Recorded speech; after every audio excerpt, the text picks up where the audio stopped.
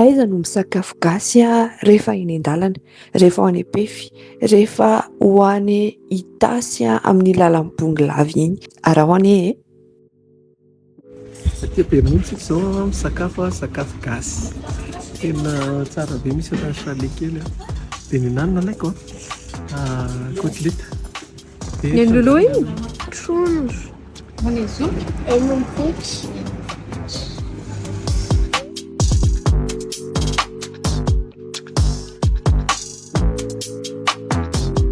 Tia iny ty henom-britsa, dia tia trondro dia iny kotleta.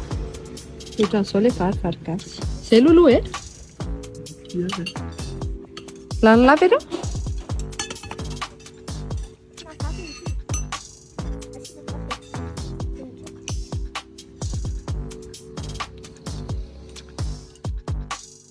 Anisan'ny toerana manan-tantara ny Bernono.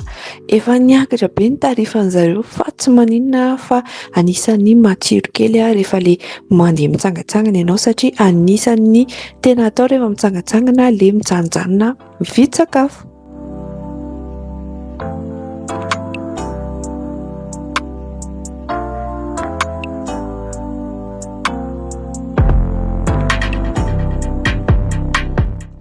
Hola tsy hozoky? Taba. Inona ny indri? Henom-biby. Amin'ny ana madinika? Adao.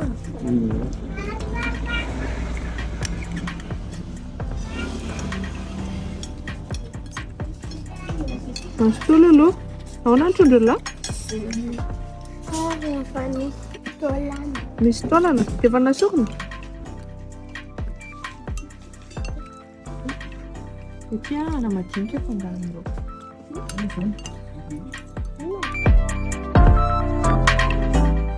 Ahoana ty lolo? Tsara be?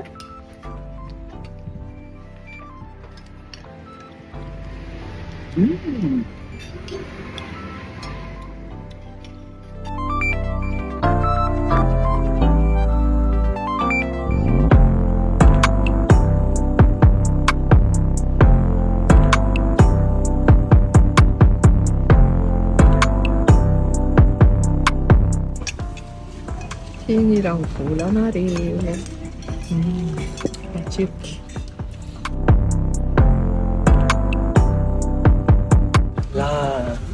Lolo? Rehefa tonga aty Bernono nareo dia misy anankiroa, iray aty amin'ny mangamanga dia iray ato amin'ilay menamena, samy hafa ireo dia efa lany ilay tao amin'ny mangamanga dia tao amin'ny menamena izay amin'ilay fa samy tsara daholo ireo. Izay, babay daholo, amin'ny araka indray. Ndao andramany!